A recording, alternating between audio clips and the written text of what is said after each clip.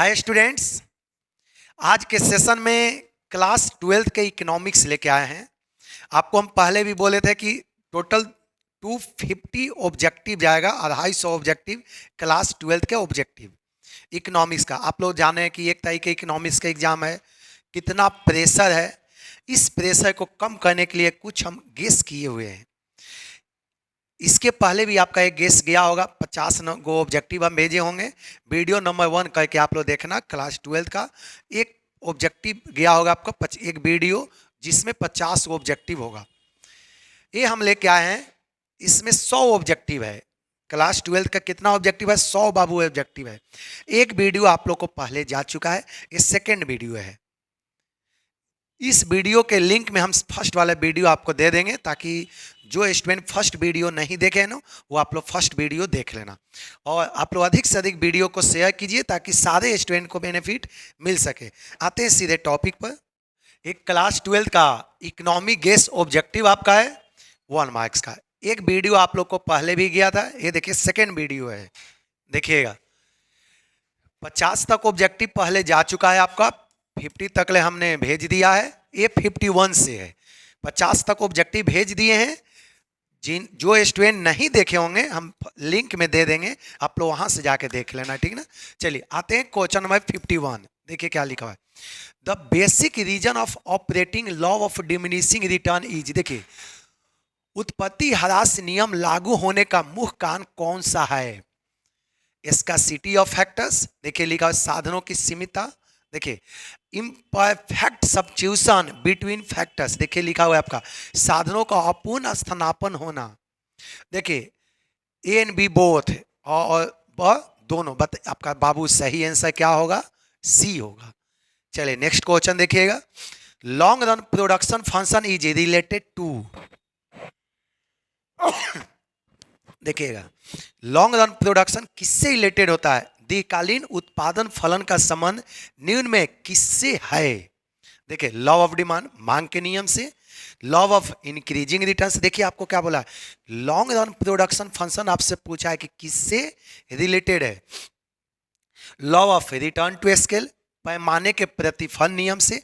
बाबू सही आंसर आपका क्या है? सी होगा। चलिए, जो हिंदी में है तो हिंदी में भी देखिए, जो इंग्लिश में है वो भी देखिए।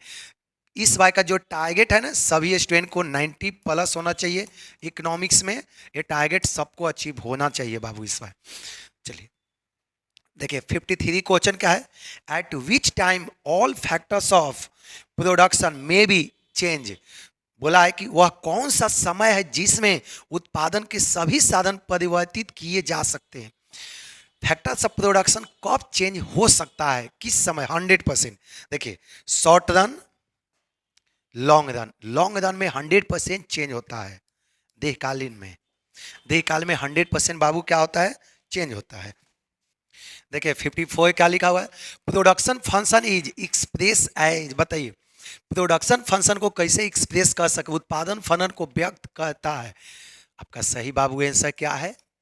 QX equal to F A B C D. A B C D क्या होता है? ए बी सी डी क्या है? Factors of production. A B C D क्या होता है बाबू? Factors of production. A B C D बाबू क्या होता है? फैक्टर्स ऑफ प्रोडक्शन होता है। कोई दिक्कत?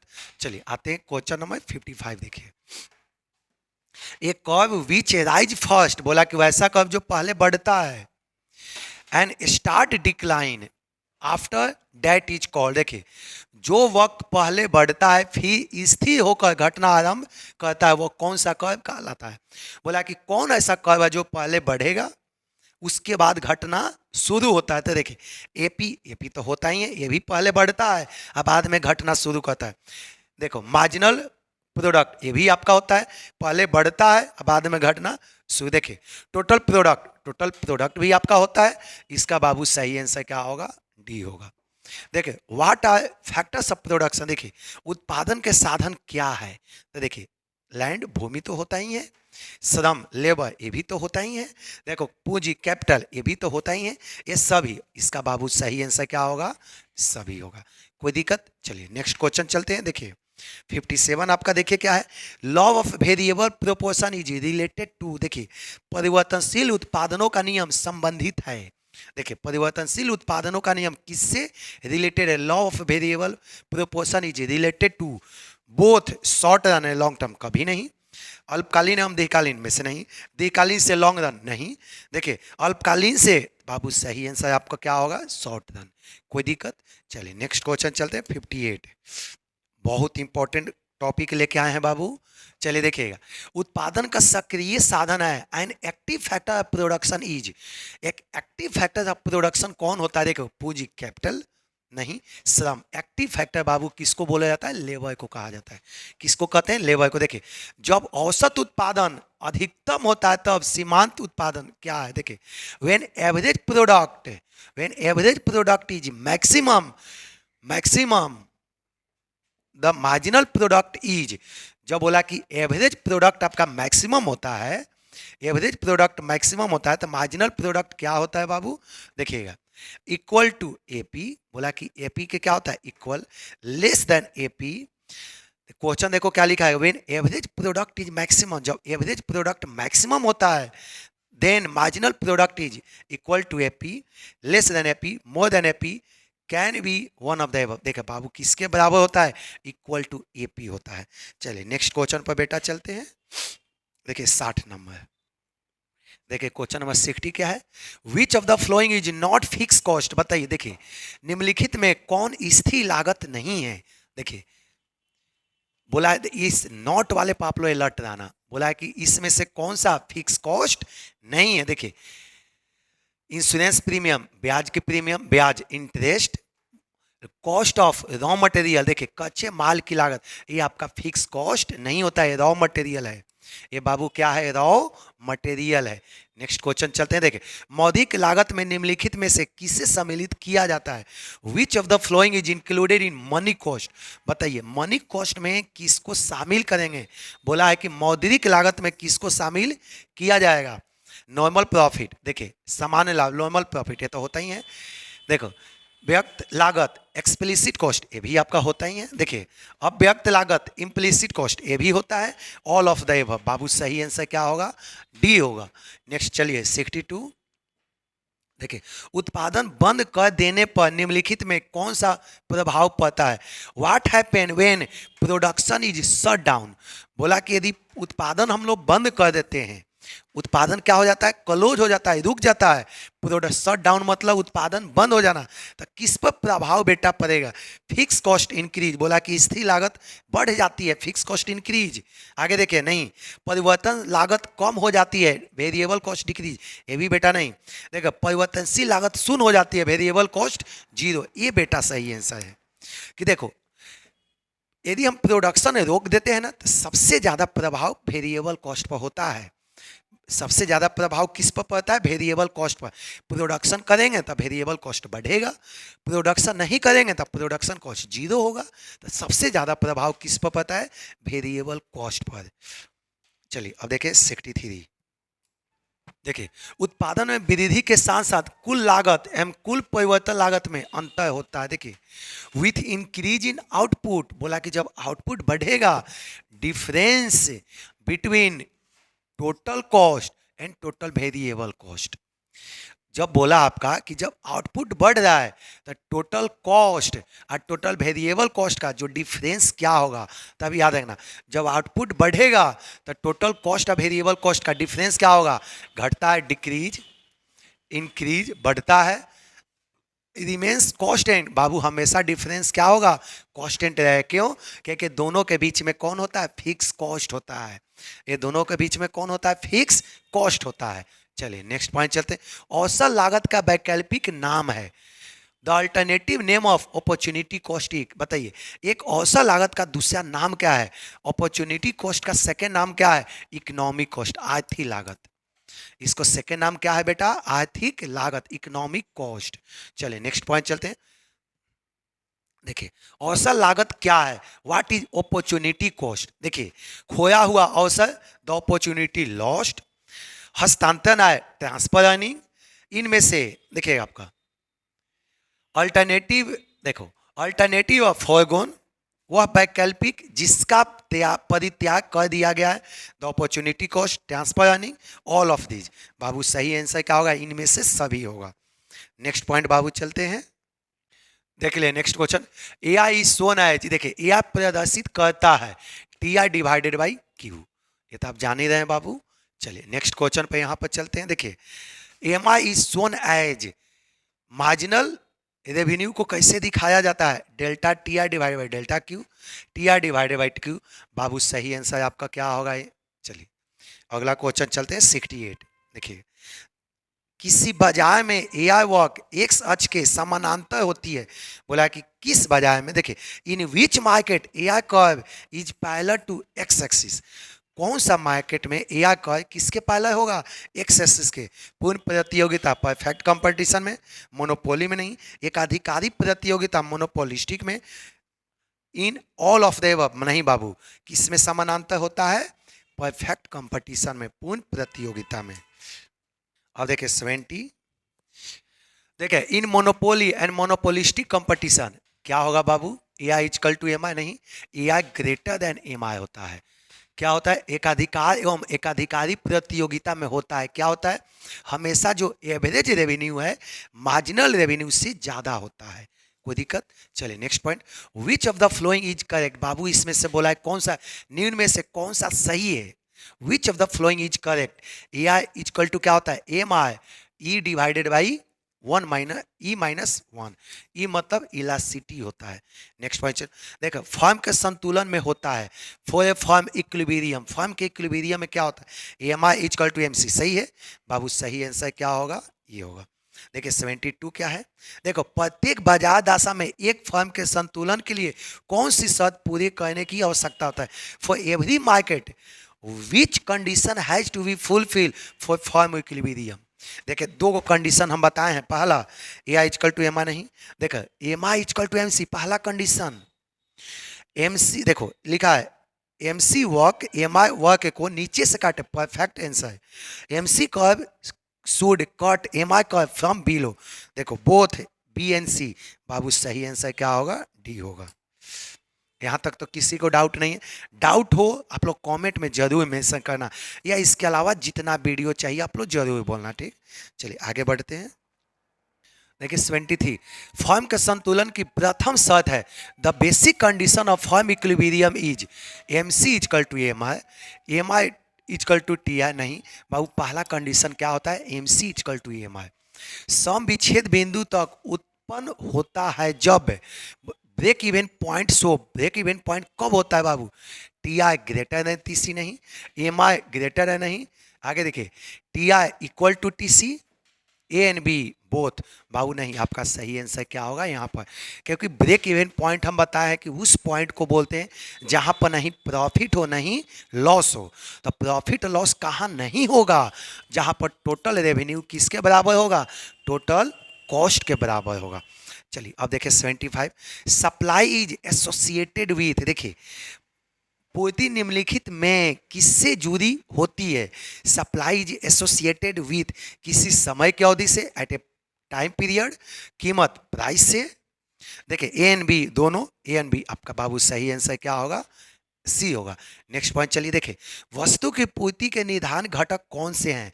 Determining factor of supply of goods, बताइए सप्लाई ऑफ गुड्स का डिटरमाइनिंग फैक्टर कौन कौन से हैं? देखो वस्तु की कीमत प्राइस ऑफ गुड्स, ये तो होता ही है बाबू। संबंधित वस्तु की कीमत प्राइस ऑफ रिलेटेड गुड्स, ये भी बाबू होता है। उत्पादन साधनों की कीमत price of factors of production, ये भी होता है। उपयोग सभी, इनमें से सभी बाबू होगा, ऑल ऑफ दीज। इसका सही आंसर क्या होगा? All of these.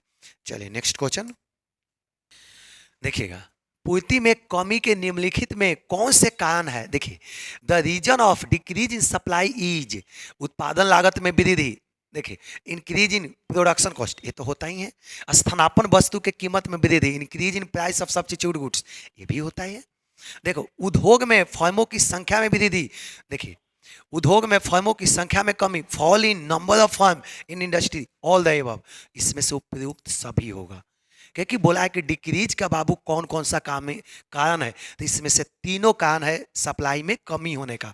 अगला क्वेश्चन, वस्तु की उस मात्रा को क्या कहते हैं जिसे विक्रेता निश्चित समय बाजार तथा कीमत पर बेचने के लिए तैयार होता है? What is called the quantity of a goods which seller become ready to sell in the market after fix price and particular time. इसे बाबू क्या कहेंगे? तो इसको सप्लाई कहा जाता है। ये तो डिफिनेशन भी बताएं। पूर्ति अपने देखिए, पूर्ति अपने लिए मांग स्वयं उत्पन्न करती है, यह किसका कथन है? ये तो सब जानता होगा। Supply create its own demand, who said it? ये किसने कहा था? प्रोफेसर जेबी से। ये प्रोफेसर जेबी से बोला था कि सप्लाई स्वयं डिमांड को create, supply creates it own demand. बोला कि सप्लाई स्वयं अपना डिमांड को क्रिएट करती है। ये किसने कहा था? जेबी, प्रोफेसर जेबी से। देखिए, जब कीमत में थोड़ा सा परिवर्तन होने पर पूर्ति में ज्यादा परिवर्तन हो जाते हैं तो पूर्ति का स्वयं स्वरूप निम्नलिखित में से कौन सा होगा? देखिए, व्हेन सप्लाई इंक्रीज मोर, बोला कि जब सप्लाई ज्यादा इंक्रीज हो रहा है with result of A small increase in price. देखना, सप्लाई ज्यादा, क्वांटिटी सप्लाई ज्यादा हो रहा है किसके तुलना में? प्राइस के। तो क्या होगा? Elastic, inelastic, perfect elastic. देखो, परफेक्ट इन इलास्टिक बाबू, इलास्टिक होगा। जब सप्लाई ज्यादा होगा प्राइस से कम, तो हमेशा जो काटोगे ना तो एक से ज्यादा होगा, हमेशा इलास्टिक होगा। इलास्टिक मतलब एस जो होगा हमेशा क्या होगा? 1 से ग्रेटर देन होगा। नेक्स्ट पॉइंट चलते हैं। देखिए, यदि किसी वस्तु की कीमत में 40% वृद्धि हो परंतु पूर्ति में केवल 15% वृद्धि हो, ऐसी वस्तु की पूर्ति हो गई। If price of goods rise by 40%, देखो प्राइस कितना बढ़ गया? 40%, and supply increase by only 50%। देखो बोला है कि कीमत में कितना बढ़ गया? 40%, लेकिन सप्लाई में कितना बढ़ गया? इतना। तो फॉर्मूला तो एस का आप जान ही रहे हैं, percentage change in supply divided by percentage change in price. चलो डिवाइड करके देख लो, यहाँ पर 15% डिवाइडेड बाई 40%। एक कट कहेंगे तो हमेशा 5 से काटेंगे तो 3 बाय में 8 5, ये हमेशा इसको कहोगे तो कितना होगा? ठीक है 24। इसका हमेशा 0.3 आएगा। इन इलास्टिक होगा। देखो, हाई इलास्टिक, इन आपका इलास्टिक, परफेक्ट इन इलास्टिक, आपका आंसर ये होगा क्योंकि 0.3 के करीब आएगा। एक से कम होता है ना तो इसको बोलते हैं in elastic.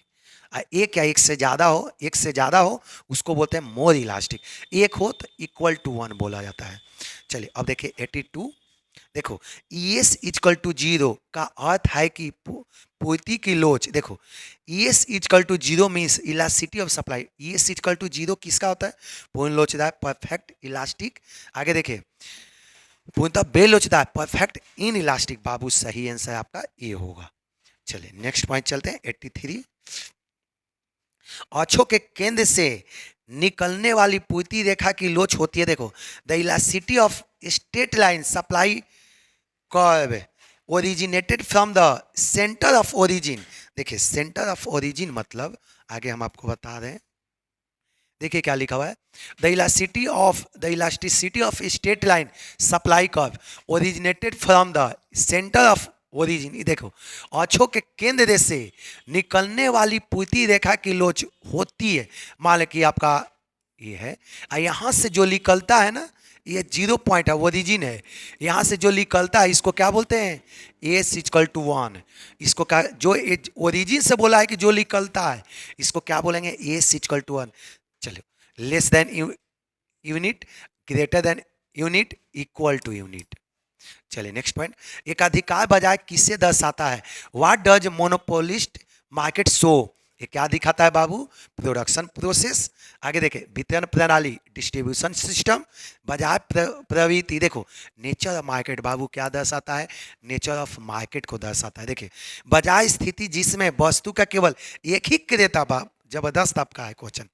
Market situation where there is only one buyer. कौन वैसा मार्केट है जहां पर केवल एक ही परचेजर है? देख ले, देखो, एकाधिकार, मोनोप्सोनी बाबू किसको बोलते हैं इसमें?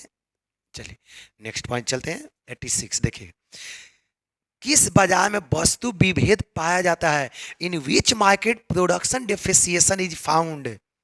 देखिए, प्योर कंपटीशन, देखिए शुद्ध प्रतियोगिता, पूर्ण प्रतियोगिता, परफेक्ट कंपटीशन। देखो, मोनोपोली। आगे देखे, प्रतियोगिता, मोनोपोलिस्टिक कंपटीशन। बाबू आपका सही आंसर क्या होगा?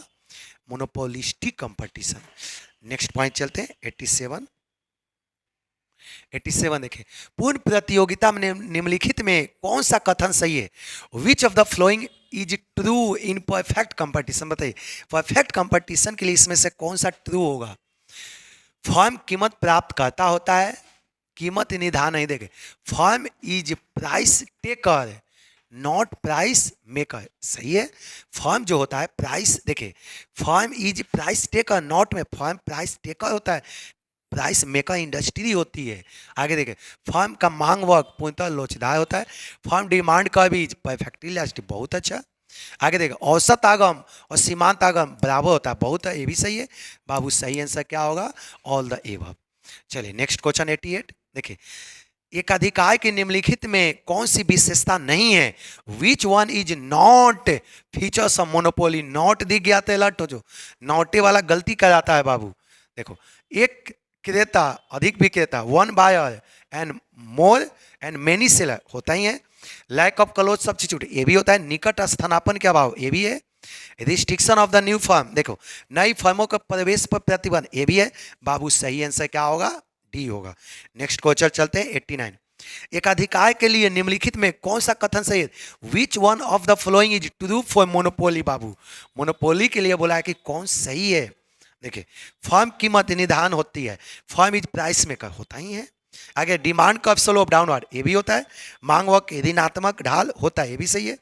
कीमत विभेद की संभावना होती है, प्राइस डिस्क्रिमिनेशन पॉसिबिलिटी एराइज, ये भी सही है बाबू। सही आंसर क्या होगा इसका? ये होगा। नेक्स्ट क्वेश्चन देखिए क्या, एक अधिकृत प्रतियोगिता की धारणा को दिया है। देखिए, the concept of monopolistic competition is given by, ये किसने दिया है बाबू? चलिए देखिएगा, ए हिक्स, देखिए देखो चैम्बर्लिन, एमएस आपका मिसेज रॉबिन्सन, सैमसन, ये किसने बाबू दिया है? ए। अगला क्वेश्चन चलते हैं, देखिए, किस बाजार में फर्म का मांग वर्ग पूर्ण लोचदार होता है? In which market demand curve firm is perfectly elastic, किसमें परफेक्टली इलास्टिक बाबू होता है? पूर्ण प्रतियोगिता, परफेक्ट कंपटीशन। एकाधिकार, मोनोपोली, मोनोपोलिस्टिक, ओलिगोपोली बाबू किसमें होता है? इसमें। अगला क्वेश्चन, एकाधिकार एवं एकाधिकारी प्रतियोगिता में होता है। देखिए, इन मोनोपोली एंड मोनोपोलिस्टिक कंपटीशन में बाबू क्या होता है? ए आई इजकल टू एम आई, कभी नहीं। ए आई बेटा ग्रेटर देन हमेशा एम आई से होता है। अगला क्वेश्चन चलिए 94। संतुलन कीमत के निर्धारण घटक निम्नलिखित में कौन सा है? देखिए, which factor determine equilibrium price? बताइए, इक्विलिब्रियम प्राइस को कौन डिटरमाइन करता है? देखिए, वस्तु की मांग, डिमांड फॉर कमोडिटी। देखिए, वस्तु की पूर्ति, सप्लाई ऑफ कमोडिटी। देखिए, और ब दोनों, ए एंड बी बाबू दोनों डिटरमाइन करता है। अगला क्वेश्चन चलते हैं 95। 95 देखिएगा, कीमत उस बिंदु पर निर्धारित होती है जहां price of commodity determine at point where, price of commodity कहां पर डिटरमाइन बाबू होता है? वस्तु की मांग अधिक हो, डिमांड एक्सीड, वस्तु की पूर्ति अधिक हो, सप्लाई एक्सीड, वस्तु की मांग और वस्तु की पूर्ति बराबर हो, डिमांड इक्वल सप्लाई। बेटा सही आंसर क्या है? सी है। अगला पॉइंट, निम्नलिखित में किसने कीमत निर्धारण प्रक्रिया में समय तत्व का विचार प्रस्तुत किया? Who gave the concept of time elements in price determination? उसे देखे, रिकार्डो, वालस, देखे बाबू मार्शल ने दिया था।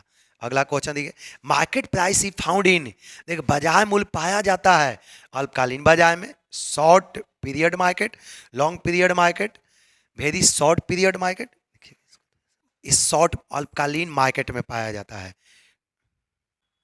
देखिए, बाजार मूल्य संबंधित होती है, market price is associated with अति अल्पकालीन मूल्य से, price of very short period, समान मूल्य से normal price, permanent price, all of above. देखिएगा बाबू, सही आंसर इसका क्या होगा? Market price is associated price of very short period. क्यों? क्योंकि प्राइस कोई स्थिर नहीं होता है, प्राइस समय समय पर चेंजिंग होते रहता है। प्राइस हमेशा समय समय पर क्या होता है? चेंजिंग बेटा होते रहता है। अगला पॉइंट देखिए 99। In very short period supply will be, very short period में क्वेश्चन क्या है आपका? अति अल्पकाल में पूर्ति होती है। In very short period supply will be, देखिए पूर्णतः बोल आपका लोचदार, परफेक्ट इलास्टिक, पूर्णतः बेलोचदार, perfect inelastic, elastic none of the above. बाबू सही आंसर क्या होगा? ये होगा। लास्ट क्वेश्चन, एक फर्म का मांग वर्क पूर्ण लोचदार होती है, देखें डिमांड का firm is perfectly elastic under, किस में होता है बाबू? तब किस में होता है? परफेक्ट पूर्ण प्रतियोगिता में, परफेक्ट कंपटीशन में।